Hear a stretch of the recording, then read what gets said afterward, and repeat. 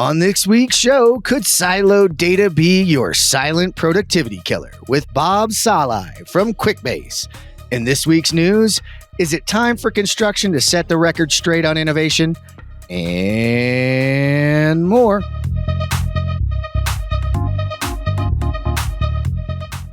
All right, we're here. I love when an episode comes out of searching people out for the things they put out in the world. Nathan, are you ready for this one? I mean, ever since you shared that article, which not to foreshadow anything, but no, I'm excited to dive into this. Yeah. For those of you, Nathan is referring to an article on gray work that we'll dive into. But our guest today, Bob, and I met up, did some work together, and they introduced me to this idea of gray work. And I was like, we got to bring you on and talk. He's from our world. Good background. Good morning, Bob. How you doing, man? Good morning, everybody. Thank you. Thank you for having me on today's show. Really excited to be here. Yeah, we are excited to dive into this one. I feel like productivity has been this. I don't know if I want to call it a hammer. I don't know if I want to call it some overarching dark cloud or silver line, something, but it has just been out there, and I'm just excited to sit down and talk to you. Yeah, absolutely. I'm excited. I mean, this is a topic that is just continuing to evolve over time, and I'm excited to see where we're at. We're at the precipice of something. Yeah, I think you're right. So give a little bit of your backstory, introduce the folks to Bob, and we'll kind of dive into how we came around to all the stuff that's going on out there. Yeah, absolutely. So just real brief background on myself. I went to school at Penn State way back in the day, graduated mechanical engineering, and ended up joining GE right out of the gate, and really went through I was a mechanical engineer by trade. Did that for about 2 months of my life and realized I'm really more into operations, process management, and how do we actually figure out some problems and figure out some solutions quicker. So after a few short stints at various Fortune 500 companies, working with probably one of the first evolutions of low-code, no-code software that was out there, realizing that this is a space that can come together with lean techniques and digital transformation. In bridging the gap, and been trying to send it out there like a helix of DNA of how it actually intertwines together and solves problems has been exciting for me. So I actually spent quite a lot of time in manufacturing. I had a time within healthcare as well, dealing with doctors and process management and process improvement. And except for the last decade, honestly, been within construction to do the same. So I was brought on board to a contractor to implement a lean program. And it took me 2 days, Jeff, to realize that we need to find a way to improve the data that we're getting out of the company. It would take us weeks to run a report, and it was something that I just thought was unacceptable. So we started introducing this low-code, no-code software, Quickbase, into the fold, and understanding how that begins to bridge the gap. How are these departments who have siloed information just struggling to talk to one another, especially in this day and age, and then just share that information across the board? So I've actually spent a lot of time process mapping from the beginning stages all the way through the value streams of contractors, not just for the one that I was working for, but we started actually branching out and doing that for other contractors out there. So it gave me a good overview of all the processes and where that gray work and where that issues might be found in between other processes. So I want to dive right in because one, I mean, that was an awesome background. We were totally cut from the same cloth, except just manufacturing versus construction, right? Which we could have a whole aside on that. But I guess, how do you attack, or I guess what challenges have you found in coming to construction from manufacturing, where I feel like there are certain processes where as much as you try and map them, the only answer you can get from them is, well, it depends on this or it depends on that. And they're like, there isn't a single way you can do it. Have you found any of those specific workflows or things that are that way, or have you been able to get around all those complaints? So there's actually two things that come to mind. In manufacturing, this is something that I would actually preach out to the contractors I would work with, right? When you deal in manufacturing, you're dealing with very tight tolerances, whether that be on the manufacturing floor and what's going through with that. Construction, you come in, every job's different, right? Well, this and that, it's going to be different how it is. Those tolerances are way high and low. But the purpose of lean is just to kind of minimize that a little bit more. Everybody's talking about standards, SOPs. How do we standardize? How do we move forward with it? Everybody wants it. So yes, bridging the gap of it, saying, hey, listen, it can be better. I get it that most jobs have their unique tendencies, but it can be better overall at the end of the day for it.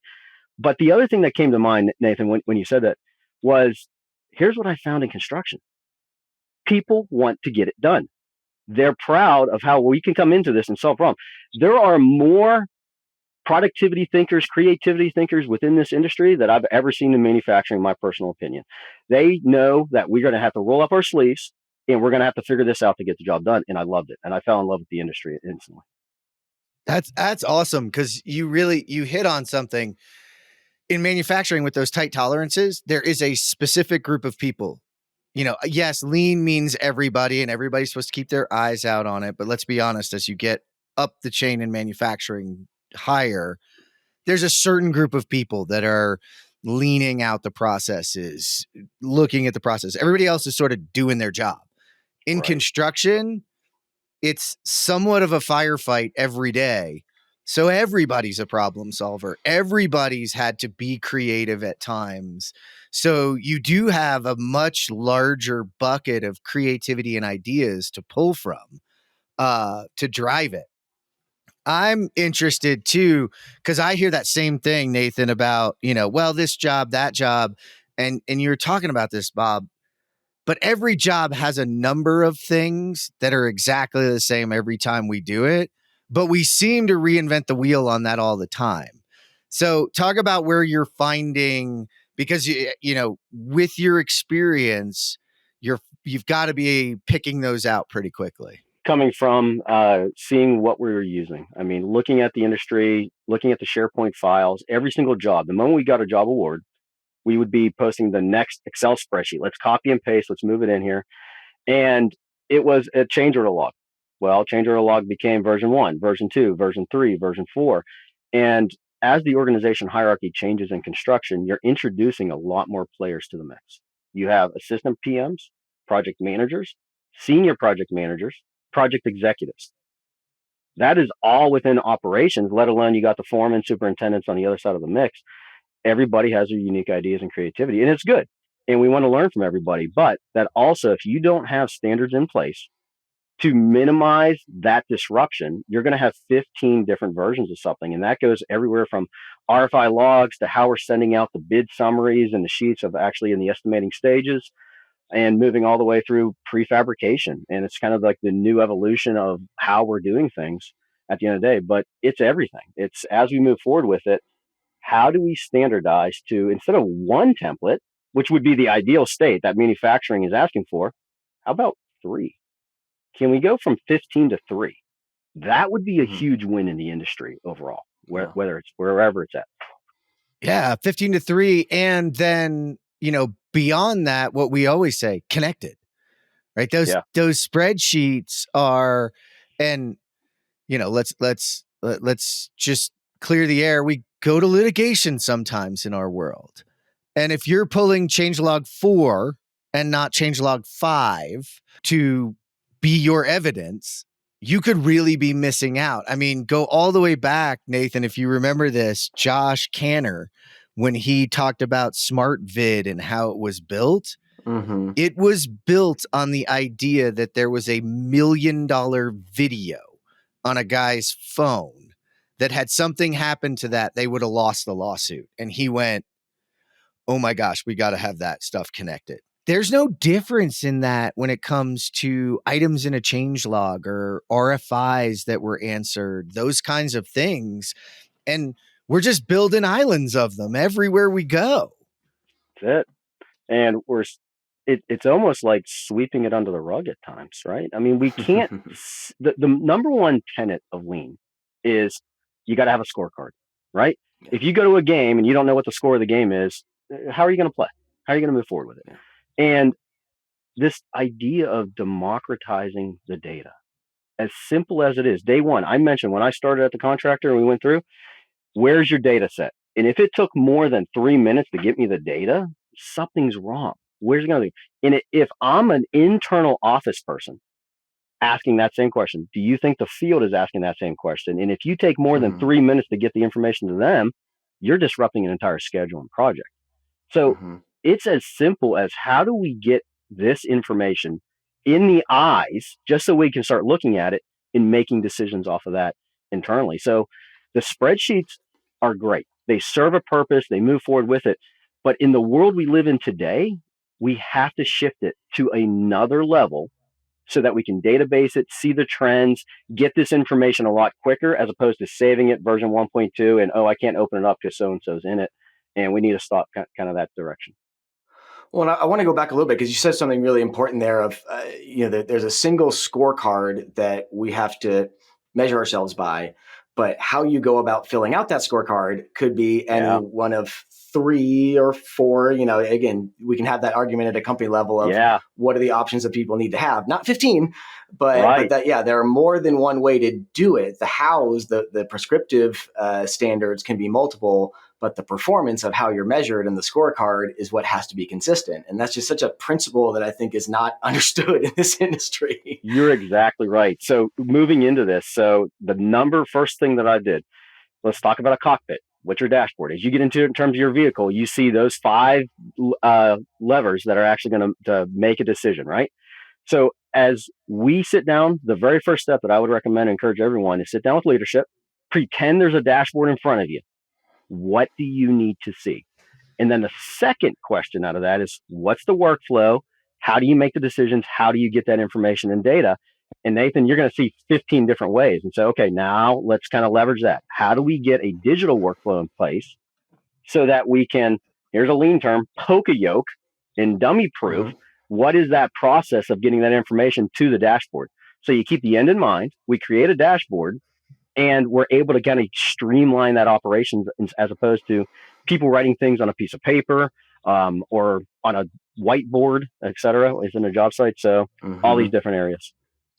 I love that. All right, we got to do this. It's not a 3-letter acronym, but I have not heard Poka-yoke. What is that one? Poka-yoke, yeah. It's airproofing. So it's the ability. So as that when you put on your seatbelt and it chimes, that is a form of a Poka-yoke, right? It is reminding you that you got to do something.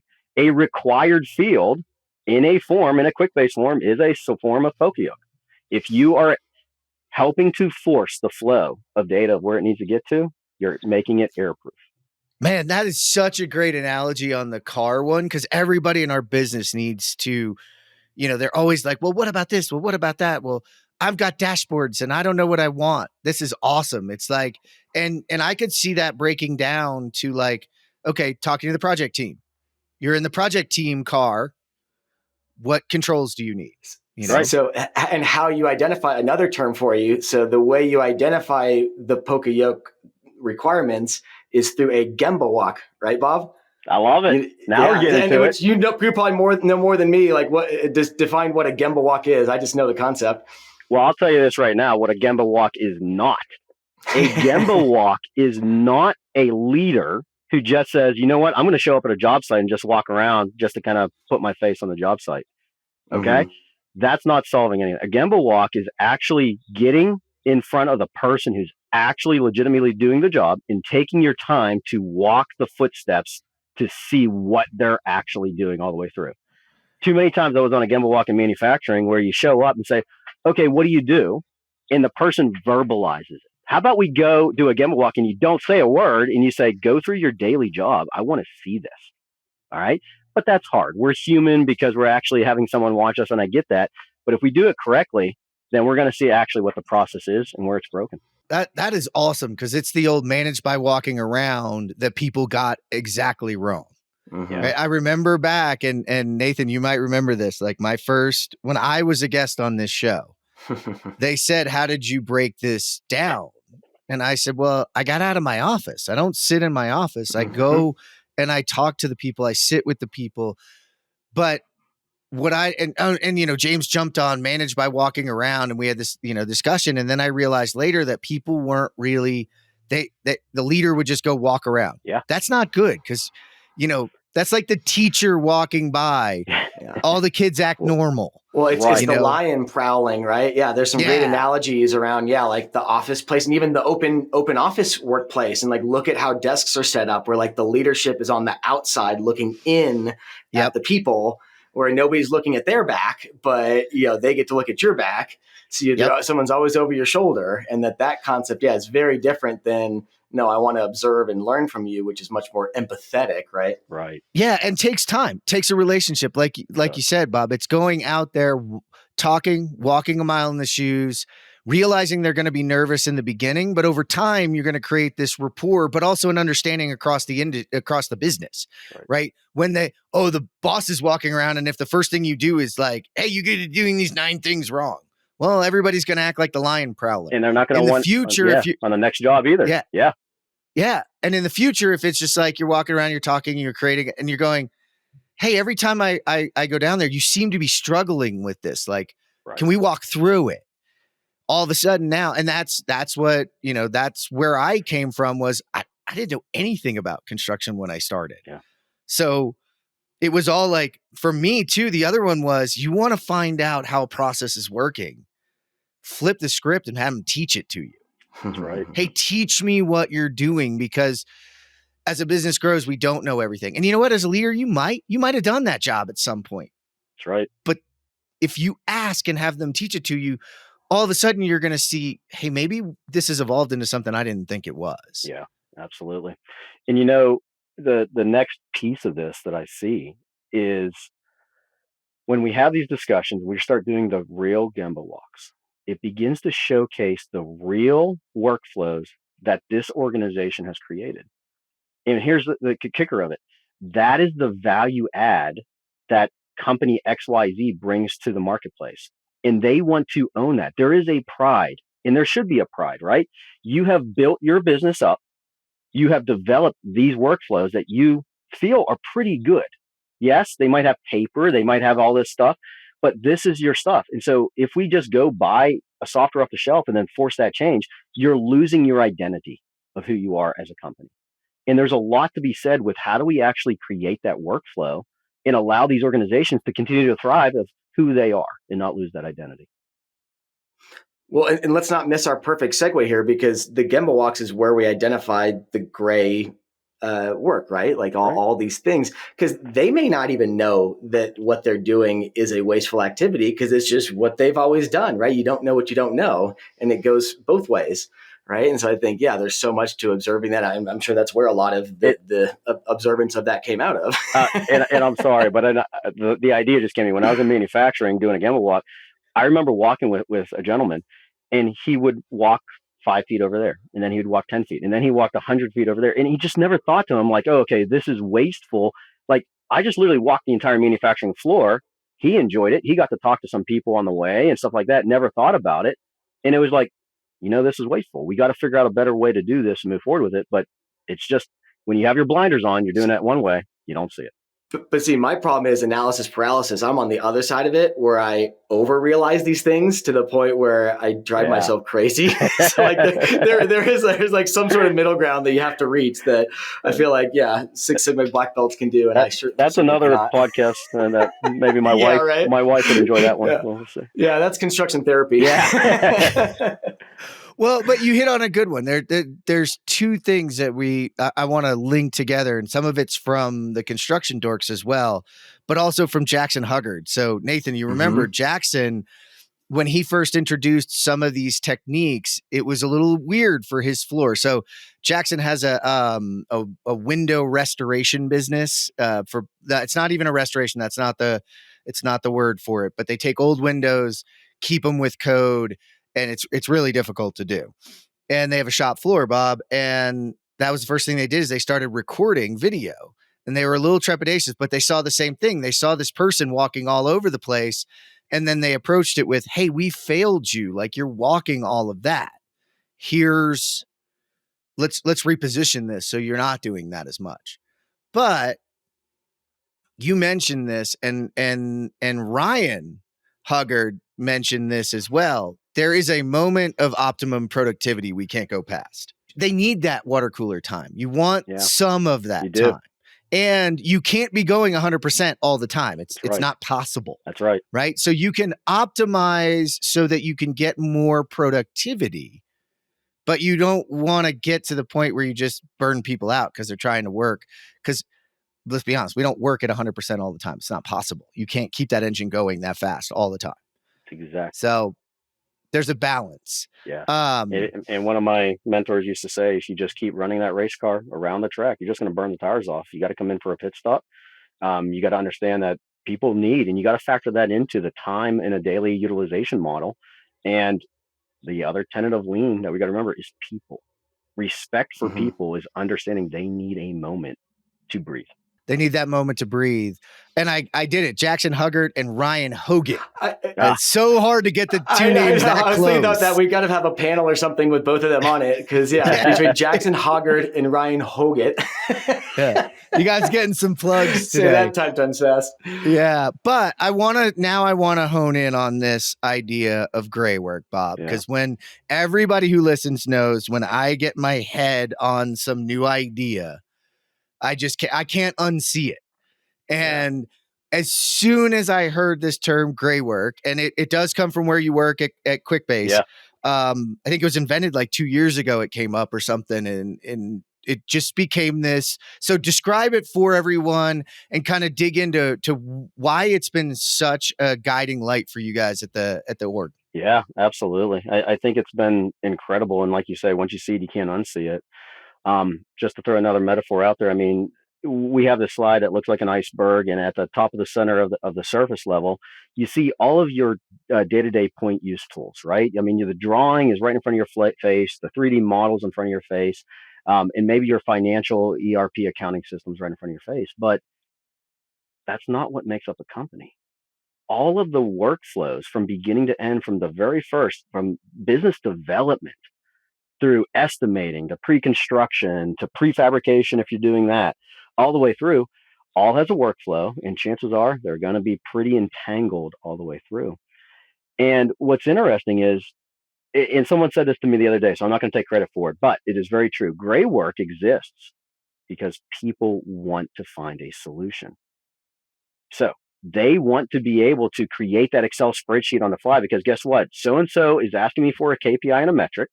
I need to figure it out, but I need to use my Excel and the tools that are available to me at the moment for it. And then the aha moment. So all the different gray work is all those silos in between. How do you move it all the way through? Gray work could be a fillable PDF form. It could be an Excel spreadsheet. It could be an email. It could be a verbalize. It's everything that really kind of shifts us away from what the core of the workflow is. And every single piece of that is a data point. And as we learn, data is king. We make better decisions when we have the data at our fingertips. How long does it take to prefab a unit from the moment we get this to the moment we ship it out the door? It isn't just go build it and let's take the time of it. How about the workflow of the request, the planning? How about if we have to do sub-assemblies and we have to go out to another contractor to actually help with that? There are so many different workflows. How about creating a purchase order? We need an RFI. There's a schedule change. They start impacting along the way, and chances are it's done in great work.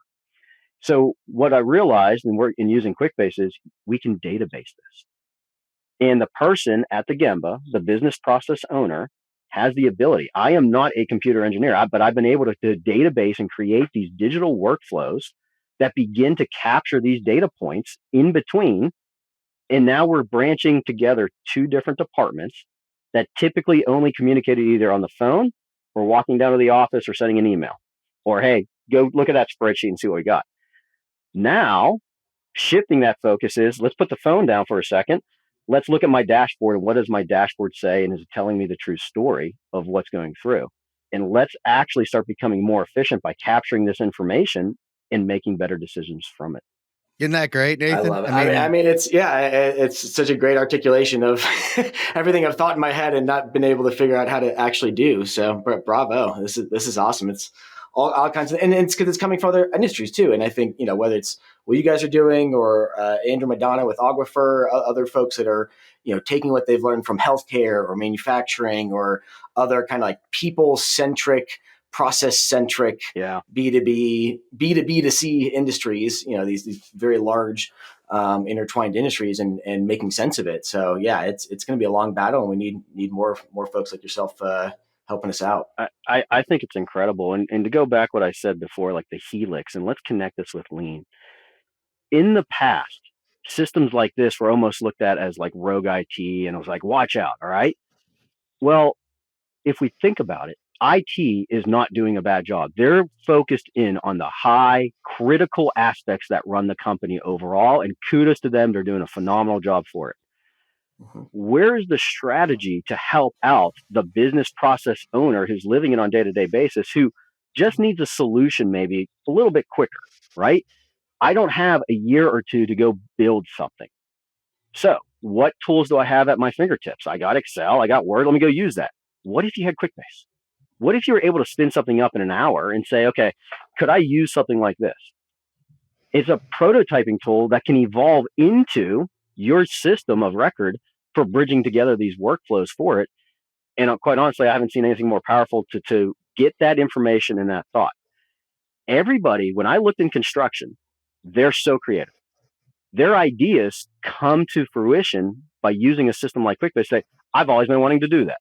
You know how many times I've heard that in the process?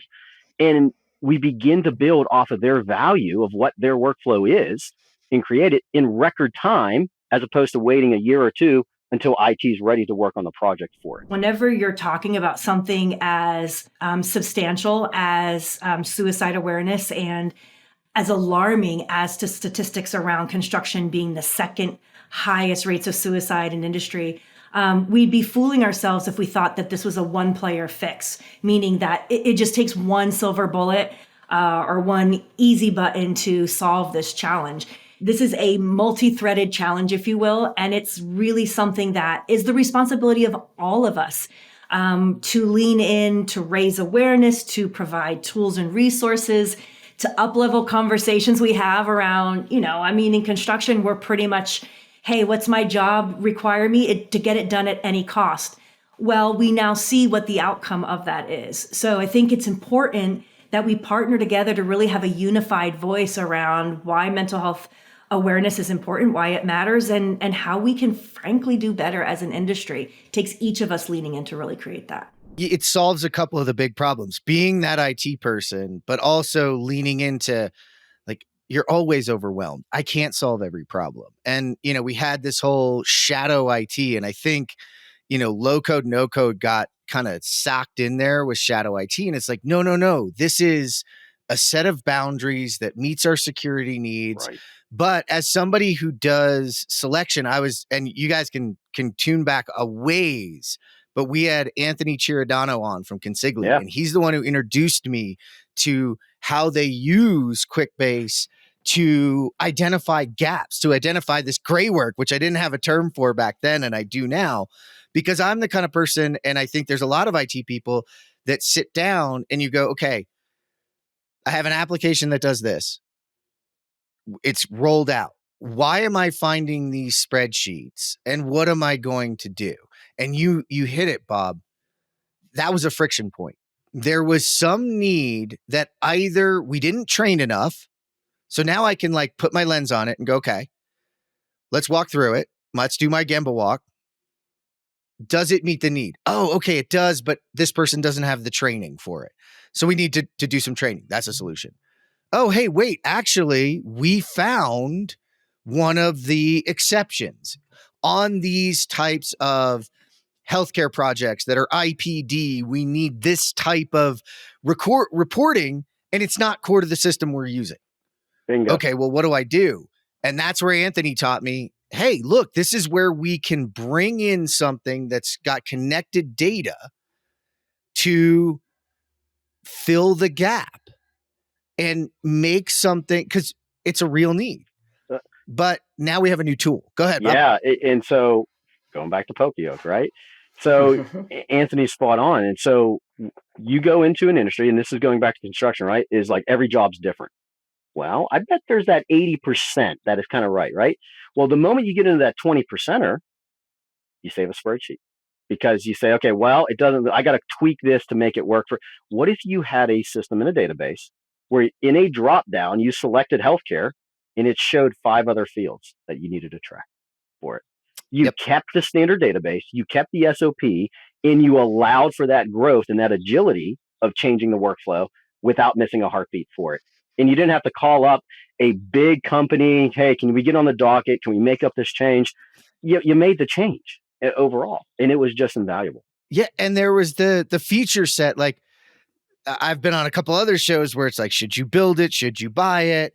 And it's like, well, nothing's ever built exactly for us. And I'm like, yeah, but there's ways to solve these gaps. There's ways to handle those exceptions in an enterprise focus that doesn't require that lift of going to the software company and saying, you've got to change these things or add these things, or I can't use it because I can't use it on 20% of my projects. That's right. There's never going to be 100%. This allows us to create a connected system that'll work for us in the long run.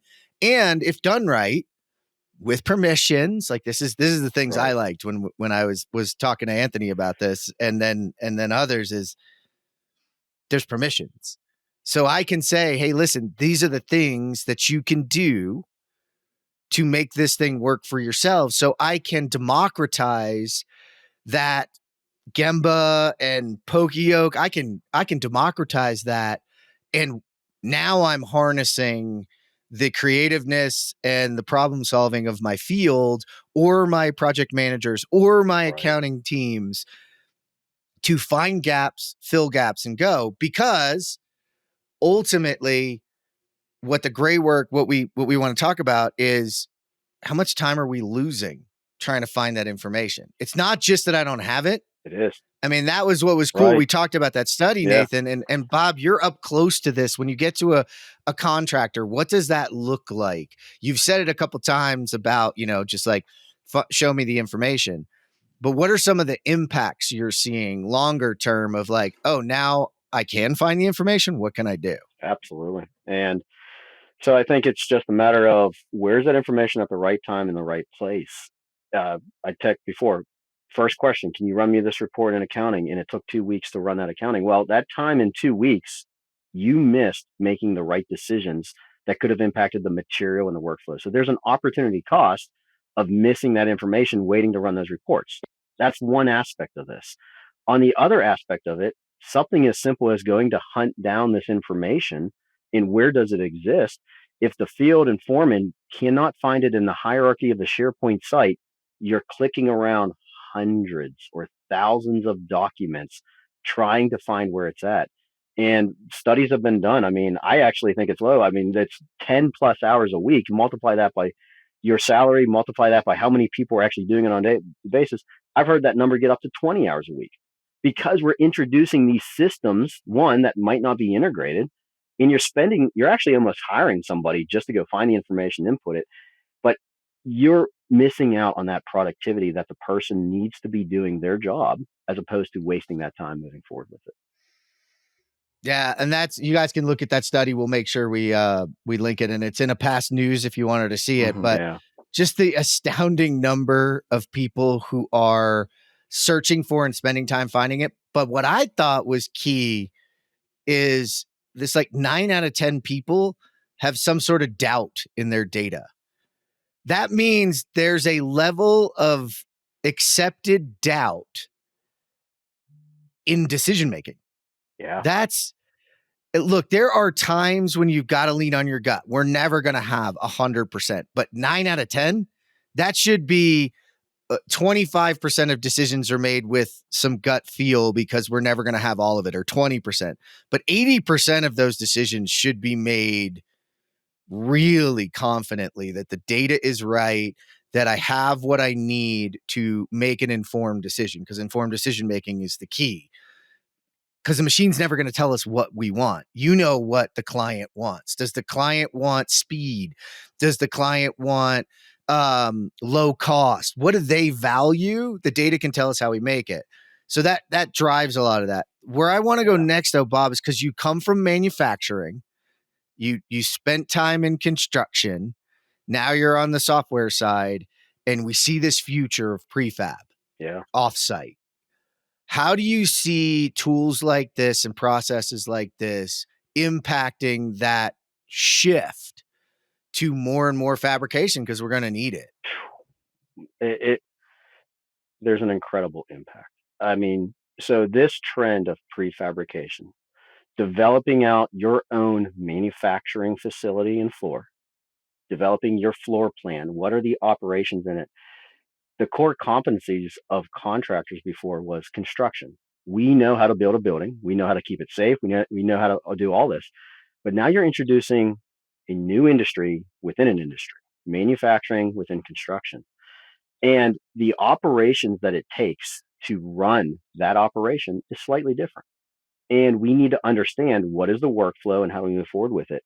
So whenever we design a model within Revit or Vin 360 or whatever you might be using, is how do you connect the pieces and get the information to the next person in line, like a Domino's ordering menu, all the way through from design, detailing, manufacturing it, to logistics, to stage it, to building it in the form and taking it to the field and installing it and tracking it all the way through. There's systems that say they do that, but again, going back to all that gray work all the way in between, it's more than just saying, here's the information. Did you build it? Did you ship it? Again, all of the in between, how did we estimate it? How much time is being spent building it? Are we going out for offsite assemblies? What if the assembly, now that we're building it, isn't what the field needs? And so what is interesting about it, as you mentioned, is doubt. A system like this that I seen was building trust. So the first 5 pieces off the prefab line, the first articles of yield, might not be right, right? And so we can throw up our hands and say, you know what, this doesn't work, this is all crap. Or what if we use a system like Quickbase to get that feedback in and we improve upon it and get that information for the next one and the next one and the next one until we form that trust, until we understand that what you're doing in terms of data, as well as the physicalness of a prefabricated unit, matches what I need in the field because it is brand new trend of what's coming into the industry. All of that has to mesh. It's not one or the other. It's not just a phone call. So capturing the time. Everybody's asking, is prefab saving or costing us more money? How are you going to track all of the cost that comes into it? So we did build out a prefab tracker actually and moving it from left to right. And it was incredible to kind of see that evolution. And what was nice about it is version 1 was 2 tables that was kind of like, okay, the request, we got that in. It evolved over time to match what the workflow is that we wanted it to be, because our prefab shop is going to be different than your prefab shop because we're going to be building different things, different workflows, and how does that move forward with it? And it was a nice add-on to our realm and ecosystem. I love where this conversation is going. I think the one lean thing we haven't talked about is batch and pull, because I feel like that's the whole thing with prefab, right? Is that you're kind of starting to rethink. And this is a concept for me, like as a lean person, you think that you would just pull everything. Like everything should be just in time, everything should be ready, everything, here we go. And you know, batch it, everything that's batching is appeared to be waste. But I think, you know, the reality is that, I mean, shit, like look at Amazon and the way Amazon works. Like those giant warehouses are batching all of those things that have already been made that you're going to buy online so that they can pull them right away really quickly to get them to you. Right. But someone else had to batch them way ahead of time and do those large orders. We were talking about grocery stores earlier and all the economics of that, which we don't need to go into. Yeah. But I think, I think regardless of what change or what digital transformation you're trying to do within your organization or within the construction supply chain, like where have we previously batched that we're trying to pull, and where we maybe pulled before where it's better to batch. I think that's always, you know, something that I think about in these situations. And I'm sure from a manufacturing mindset, you bring a unique perspective. Yeah, it's interesting because, I mean, in construction, you are designing, right? I mean, there's a purpose between PLD, VDC, what are they bringing to it? And this piece of overhead conduit racking is going to be different maybe from that one. But can you actually set up a manufacturing line in your prefab shop, have enough look ahead of what is the schedule telling us, and can we build our systems around that to support it? If you think you're going to do that with just phone calls and looking at drawings online, you're not.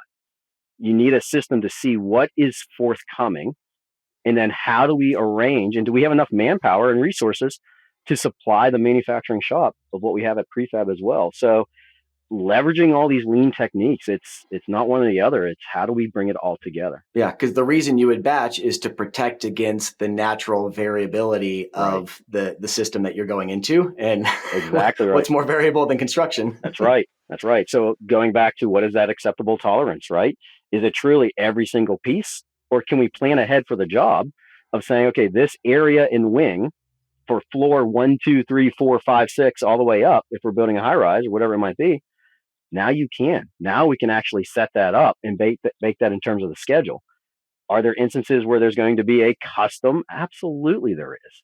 So we need to address that and obviously make sure there's wheels on all of your tables in the manufacturing floor. See, that's where too, I kind of want to talk about how these things work together, because you mentioned it.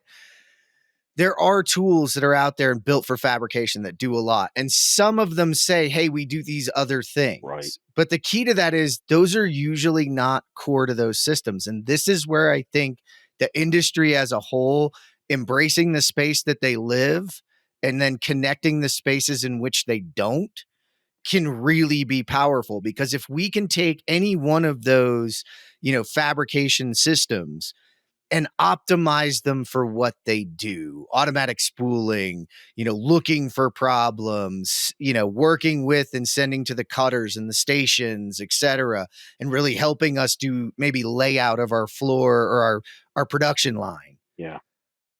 But then you're talking about schedule impact. You're talking about things that are happening outside or in the field, periphery. If they're trying to eat that whole cake, then they're going to dilute what they do as a whole. So this is where we've got to say, listen, this is what you do. This is your lane. And this is what's so valuable to us, right? The ability to cut waste, the ability to automate the processes through detailing and spooling, et cetera, are what we need. And they are unique, right? Yeah. It is not unique to fill out certain parts of a spreadsheet. That's not unique. But connecting that data and understanding when it's going to impact something we're doing on the line and being able to integrate with those systems, that's what we're talking about. That's what I wanted to get across, is it's not like we're talking about one ring to rule them all. Yeah. We're talking about a fabric to connect them all that makes them all more powerful than the sum of their individual parts. But then, I don't know, I come from the software world. So from a lean perspective in the software world, if I can get rid of tertiary things that are annoying to my customers, I love my customers. I do. But I can't solve all of their problems. But there's a lot of times when I wish, would somebody solve these problems for me? So I can focus on what I'm doing. And I think this is what low code, no code provides an opportunity to do for people. Yeah, I think that's well said. There's no doubt.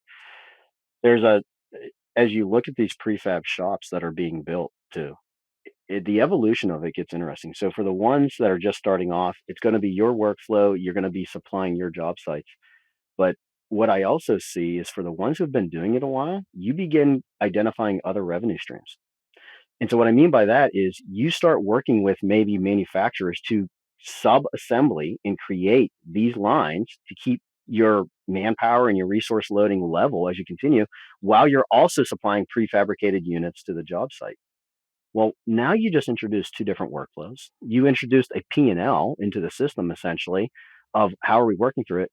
Your system needs to support all those different data streams as well. So not to go too off on a tangent, but are we choosing the software that can grow and scale with us?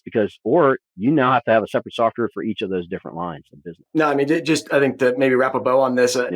Maybe we need to retitle this, Jeff, the art and the science of digital transformation. Because I feel like so much of all this lean stuff and everything, I wrote down here, diagnosis versus delivery, because I think going back to that Gemba walk conversation is where you diagnose.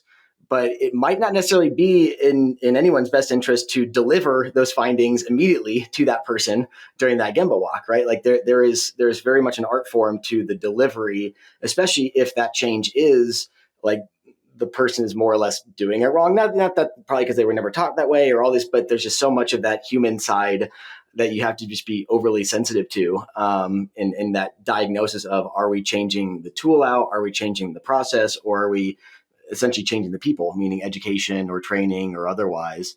And that how you would approach each of those is a different process for those individuals. So I think this is, Well, Nathan, I've learned a ton from this conversation. Thank you. To that point, and I'm sorry, just one more anecdote here is that as we're creating these prefab shops for contracting, we're figuring it out. We're working it through, which means right away, if you choose a software, you haven't even figured out your process half the time.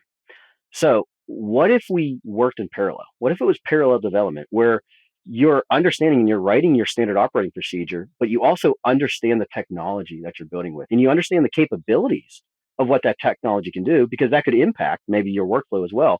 You're building the next evolution of what that value stream is to your organization, and it's yours. It's your intellectual property. It's what makes you unique of creating it forward. So software like Quickbase can help you write your SOP, is what I'm trying to say, if it's not fully vetted out yet. And that is the power of that process of digital transformation, is understanding the power of software and technology, but really digging into the people. Yes. And then the unique processes that you're building as well, right? Like everybody, all the contractors out there, there's some that compete head to head on certain things, but there is so many different markets, so many different verticals to be in. Are you specializing in data centers? Are you specializing in healthcare, laboratory sciences? All those workflows and all the fabrication needed for those is different. The scale, the complexity, it's so different. And every one of our trades is then again unique underneath. And then there's a moment in time too where those ecosystems need to be connected together as well. So I think that's the powerful ability for all of those things, and which is lean, to come alongside and really help take steps forward in that process. So I think we have our mic drop moment here. Bob, I knew it was going to be fun to have you on. I didn't know it was going to go here, but this is awesome, man. I was excited when you offered. I look forward. Hopefully we can continue this. Thank you for having me. I think you're welcome. And I think there'll be lots of conversations of this going forward, but don't worry, guys. He's sticking around for the construction technology news of the week. Back in 2020, I heard about a new software platform called Join. Within minutes of seeing Join, I knew it had the power to revolutionize collaborative project delivery. In fact, I was so sold on Join that I joined the team as its industry evangelist.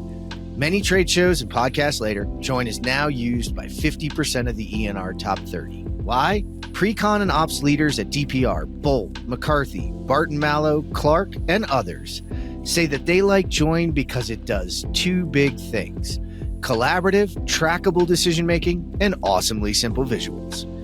Want to learn more about the power of Join? Go to www.join.build/demo to learn about how better gets built. All right, Nathan, what do you got for us? So I am not normally one to bring up the AI articles, but since I noticed you didn't have any, Jeff, I'll bring one in.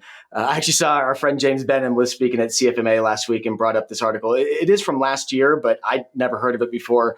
It's from the Analytics India magazine, but Breaking the Silence, LLMs Decode Enigmatic World of Animal Language. So in short, some scientists through the Earth Species Project, or ESP, are aiming to solve this challenge of, can we talk to dogs, or basically map the language? If we can map all these other languages and create all these translations, why can't we do that with animals? So I thought this was kind of an interesting, because again, communication and how we create communication is such an important thing. I did pull a couple things I thought were interesting from this article. So I'll read here. While it seems natural to allow NLP algorithms to find the structure of animal communication, the problem has many more facets. So the most basic pitfall is that noises are simply just one of the modalities that animals use to communicate. So again, visual and tactile and all these other ways that, again, we communicate as humans. That's why face-to-face and video chatting is can communicate so much more than just an audio communication over the phone. But again, I think there are uses for each of those. So ultimately, they're getting pretty darn close, it sounds like, to essentially building an audio chatbot for animal communication. So, your dog can tell you, what it saw last week. So I guess just beware, anyone that has a dog or a cat. Well, it may be watching and can tell you what it saw. well, I can tell you this. Yeah, that's scary. James used to say on stage all the time, "Are we headed for Terminator or Wall-E?" Right? And he would always land on Wall-E. Yep. Well, I'm going to challenge you now, James. It's Up meets Wall-E is the future. So our dogs are going to talk to us, and we're all going to drive around on little scooters. I just don't see Terminator having a talking Terminator dog. No, actually, this one's interesting because we just saw recently with some of the OpenAI multimodality, and communication goes far beyond the written word. It just is not. That's why AI is going to struggle so much to truly become human in that respect, or sentient in that respect, because there is so many other things than our language itself, just our tonality, our facial expressions, our body languages, other triggers. But this is pretty crazy that it can take all of that in. Do I really think it's going to end up at, where your dog's talking to you and telling what it saw around the corner? I don't think we're going to get there. But honestly, one of the things, you go to a doctor, you talk to them, they test you. There's this multimodality of diagnosis. Well, now we're going to be able to apply some of that technique for a veterinarian to catch things sooner, or help in speeding up diagnosis to save your pets, to save our farm animals, to save. I mean, I was just looking at it and I'm thinking, like, we are seeing a ton of diseases that are knocking out, whether it's avian flu or things we see in cattle. What if, we could pick up on those things sooner, or even in our wild population? We've seen a couple of wild populations, quickly die out due to something that took us a long time to figure out. Well, what if now, from all the cameras and all the things that we have, we could catch those things sooner? Okay, this is where that's some powerful deals. Bob, I'm wondering, what does this bring for you? I'm writing down here, Nathan. When you mentioned that, I wrote down gray work within the canine community, and everything. I'm going to go back to Quickbase, and I'm going to start talking about, like, if we can figure that out, Jeff, that if they're sick, if there's a noise or something, what are those workflows that come into it? And I think we have a business opportunity on the forefront. I love it. I love it. But yeah, no, definitely the veterinarian, I think, seems like would be the first use case, legitimate use case for that. But, or I'm hungry, or I need to go to the hydrant down the street. I mean, how does it connect with your Internet of Things that we can do? What's interesting, I actually have a friend from Stanford he was at UCLA doing his grad research, but has a little TEDx talk. They developed an app that will listen to baby cries for specifically for deaf parents to be able to detect from the cry. There you go. Am I hungry? Am I tired? Did I just poop? It's really where this interesting. Is going. I believe it. Yeah. Yeah. So half of it's just knowing the use case, right? Like, what are the use cases that are needed for this? What are the problems that this can solve? Because it can solve so many things. Right. But if we're not willing to talk about the problems that are out there, then we don't know where to point it. Yeah. It's incredible. I didn't think about that. That's awesome. All right, Nathan. All right. What do you got for us? So pulled this one off of Construction Dive.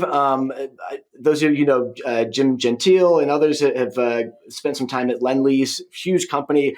I remember the Oceanside project in LA was a really popular one, which I just noticed they had left in like 2021, but they just announced this week that they are completely exiting all international construction. If you don't know, Lend-Lease is an Australian-based company.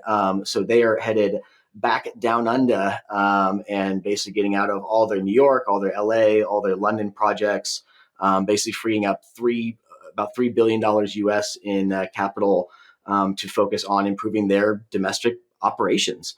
So I think it means a few things for large capital construction in our industry, whether you're one of their competitors or you either currently work for one of their competitors or work for Lendlease, because I'm sure a lot of folks aren't necessarily going to move to Australia. They're probably just going to find new jobs with other companies around here. So interesting little shakeup here as we look at kind of the larger macro moves of the industry.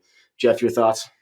Well, two things there. One, yeah, there's a huge growth opportunity. There's going to be a huge group of people on the market, really talented at really large scale projects, which look, we have a problem with getting enough of those people now. So I don't think them finding homes or any one of our, US based or otherwise construction companies won't struggle necessarily to consume that. The thing that I started thinking about when I saw this, though, Nathan, was we've looked at Lendlease for quite a bit of time around technology and innovation and what they are powerful and capable of doing. That's a void in the market I'm going to be interested in seeing who fills and how they use this to tie it together with something Bob said earlier, like the strategic advantage, the value, not just the marketing, but, setting yourself apart from your competitors. Technology and your ability to innovate and do things differently and provide better is a strategic advantage. And this creates a whole new gap where somebody gets to be the leader, I think. I mean, they've led in quite a few areas. Or does it say that trying to be different and trying to go outside of the mold can result in you getting hit in the face? There could be many messages out of this. I don't know. Ooh, that's one we don't want, but I imagine we'll hear.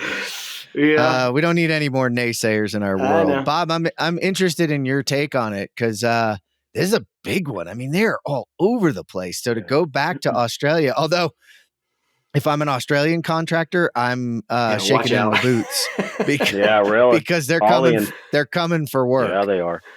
Well, like you said, I mean, two spots there, not to beat the horse, but it could be, like you said, one step back to take two steps forward overall. So are we re-looking at our operations? Are we re-looking at our systems? Did we grow too quickly? How does that expand and contract? What systems do we have and use across the board? And it begins to put focus in on what does that look like from an international operations standpoint, and how are we communicating across the board? But yeah, really curious. I mean, the labor pool is always something. We were just talking about that yesterday internally about how do we support the construction. They're going to get scooped up, right? I mean, they're going to be there. To me, I think it's more about what is that operations? How is that going to look? Yeah, that will be fascinating too, to see the expertise go to new places and probably be unlocked a little bit too. A company that big, no offense to them, but a company that big has to have a lot of structure. And a lot of structure can limit that creativity in some respects. So there is an opportunity for either some of our current ones to grow or, entrepreneurial time. It's time for some of them maybe they know their markets, they know what's going on, they know how it works. They saw the problems, start your own company that is different and approaches those problems and those clients differently and meets them where they are. Man, this will be a fun one to watch. And I hope somebody out there, one of my, people who likes to do studies and monitor these things and write it up, follow that path, because this is going to be an interesting case study for us as an industry to see this happen, because it's pretty rare. Yeah. So there's a lot of that. I think over the next few weeks, we'll talk a lot about things like that. So. Oh yeah. All right. What do you got, Jeff? Well, great stuff. I am going back to one of our good friends. I was excited to see her release an article. Sala Eckhart. It's just on LinkedIn, but it is a LinkedIn article. Integrated workflows, a must in the digital transformation of the AEC industry.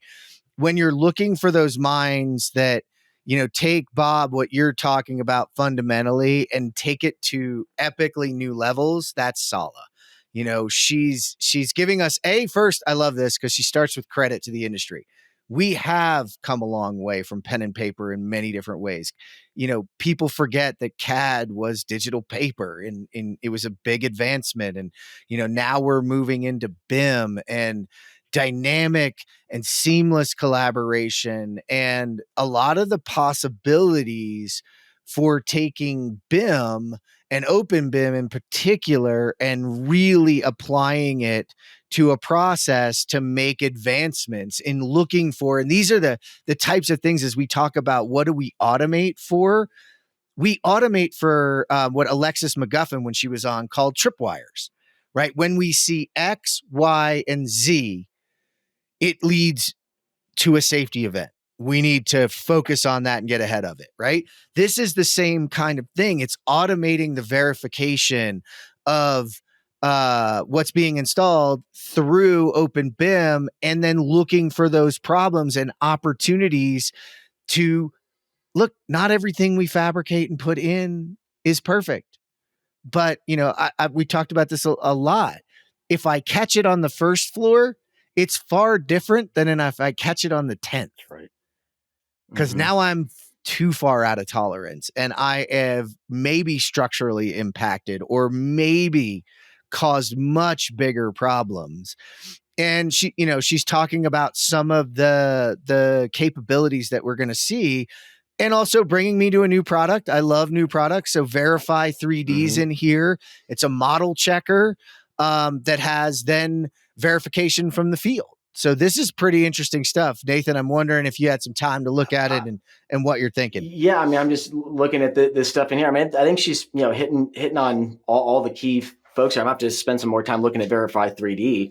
I think it's the whole. I mean, just BIM is such a large animal for this industry. I feel like the whole notion of if you build it, they will come. It's kind of but we are getting closer, and I think where we're at now is I think she even makes a point here around you can choose whatever software you want as long as it complies with Open BIM. And so the next question becomes, okay, so what's the business case for those individual softwares to then comply with these standards? I think if you're in Europe, they go, well, it's a government mandate. It's coming from the top, so you have to, just like GDPR and everything else, and kind of taking that approach.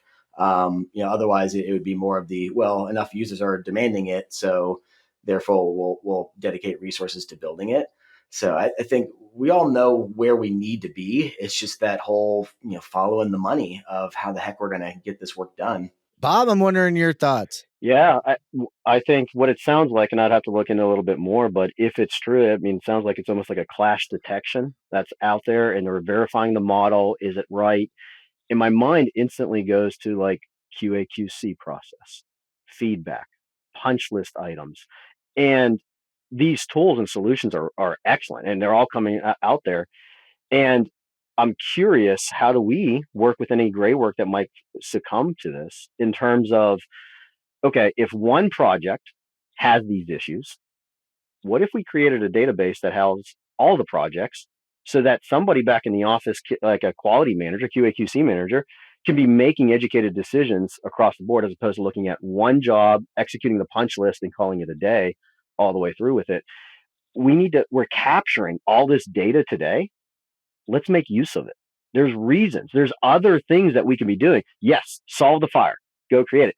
What else can we use this data for overall? Yeah, and how can we prevent it from creating new gray work, but also funnel that opportunity? That gray work's an opportunity for us to, if it's creating punch list items, if it's generating things for the field to do, we can connect it to other systems to do that. But also then over time, what we don't worry, Nathan brought an AI article, so I don't have to bring AI in. But also it gives us an opportunity to analyze from our different data buckets. And that's what I think reality capture people forget, and things like this, people forget that just because we're doing it in 3D isn't the full circle to give us the true value of 3D modeling. The true value of 3D modeling is analyzing the as-built, the reality, and then the process of how we got there and the problems that existed while we got there. So this is where integrating those standards, integrating those systems, and collecting that data allows us then to model in the future through AI and other tools, deep learning, whatever it might be, to get more prescriptive and predictive around what might happen next and how can we optimize for it. Yeah. Well, and on that point, I'm just looking at the Verify 3D website right now, and essentially what they're doing is they're not just doing the clash detection, which I would call design coordination, are things hitting each other, but also that rule checking for is the content of it itself, of the SKU number or the size of it or the weight of it or the name of it, is all that stuff correct, which is a whole different kind of level of quality and verification that is really needed if we're going to go and ask the model questions and do AI on these things. So yeah, it's going to be a slow, arduous process to clean up all this model data. But I think the more we've got tools like Verify 3D and others, we can use Quickbase to connect them all together and solve the world. Well, I'll go a little further. As long as we have people like Sala to push us there, that's the key. We need thought. We need people who think that way and push us to be better. So thanks for that one, Sala. Now I have a bone to pick, gentlemen. I have a bone to pick. The BBC. Well, first I'm going to give a shout out to my IT Brew team. I love the IT Brew newsletter. If you're an IT person, you got to check it out. I get it every day. It keeps me up, but it is interesting when once in a while my two worlds collide. And IT Brew put this link to a BBC article on why technology has not transformed building. And the opening line is, if you took a worker from a 1920s construction site and transported them to a present day project, they would not be that surprised by what they saw, according to Sam O'Gorman. And I'm going to tell you that Sam has something to sell you, because Sam, you're full of it. I am freaking tired, and I'm using good terms because you might be listening to this with your children in the car, and I want you to continue to be able to, but you are full of it. We just talked about BIM. We just talked about CAD. We just talked about prefabrication. We have talked about the technology tools and the innovation. Look, Sam, look at the things around you. There is no way a 1920s construction worker would show up on site and imagine that we can build the stadiums, that we can build the bridges, that we can build the infrastructure. Yeah, if you want to look at a house, sure. We do a lot of that similarly. Although if you want to look at the connected house and the amount of electricity and the amount of IoT and the amount of those things that go in, you're wrong. And this is McKinsey continuing to whip our industry and not understanding how to come alongside and work with us. You guys have been touting this stuff forever, and it's not going anywhere because all you're doing is beating us with a stick, and you're not actually coming in and helping us in any way, shape, or form. So from my perspective, this is a load of crap. And it is time for construction in the built environment to change the view, get out ahead of it, and start showing people and showing off the different innovations and things that we have done, because we are not what we used to be. We don't kill people like we used to. Yes, we have safety problems, but look, we have those problems in manufacturing. We have those problems in other places. Accidents happen. Getting to zero is almost impossible. But we are improving. And I guarantee you, a 1920s worker, their mind would almost fry in short circuit. So I'm going to pass my soapbox over to you, Nathan, because that got my blood pressure up. I'm just going to pull one of the quotes from the very end, because I always like to see, okay, at the very end of this, ultimately, what are they trying to say? However more can be done. A big challenge is that the construction industry is highly fragmented, making it hard to implement uniform technological advances. So it's like they're saying the whole story, but they're delivering it in a way that is sensationalized and in what any marketing journalism, how they have to get their clickbait. So I think it's an unfortunate reality of these different industries, and I wish we would talk more about that fragmentation and the root causes of that fragmentation and what those that are outside of the construction industry and the owners and government side need to do to help ourselves. So I don't necessarily disagree with parts of what's said here, but I do not like the sensationalism. So I'm with you, Jeff. Yeah. And don't get me wrong, we have plenty of room for improvement. Yes, we do. We can get better. We can get far better. But the reason they haven't come in and solved it is because it's far more difficult than they think. And so, Bob, I'm interested because, you come in from manufacturing over to construction. Do you think a 1920s worker is going to show up and think, oh, I can do this? Well, when you read it, the first thing I thought was, we're not going to bring them to the job site. We're actually going to put a virtual reality headset on them and let them walk around the job site and see it in virtual reality, right? We might be the technology is there. It needs to go a little further, in my opinion. Let's hone it back from that. Our contractor decided we're going to get rid of all of our drawing tables, get rid of it. So when you walk into the job trailer, you see TV screens all across the board. The role of what that foreman and superintendent has changed dramatically and for the better. And there's a lot of contractors out there that are really doing a lot of good things out there that have completely changed this industry and over just the last few years too. And it is going to rapidly change. And we got the tools and systems out there. We just need to navigate through this, all the different solutions, and let's bring the data together. So I really like it. You two brought it back rationally from my irrational. I let my blood passion. pressure go up a little bit. You're had not a little wrong. fun. You're just passionate. It's passion. Yes. It is passion. And with that, man, Bob, Nathan, thank you for sitting down. Bob, it's always awesome to sit down. I hope this isn't the last of sitting down and working with you. Absolutely. Anytime. It's been great, and really looking forward to the future and what this whole industry has to hold. So please reach out. Yeah, we got to do All more. right. Yeah, always more lean to be talked about. Always more lean, always more fun. Nathan, always a pleasure to have you join me on the microphone. Thank you, sir. Thank you for tuning in today to geek out for our interview with Bob Salaj. To read all our news stories, learn more about our guests, and to listen to the show, visit thecontechcrew.com. This is the ConTech Crew signing out. Until next time, enjoy the ride and geek out.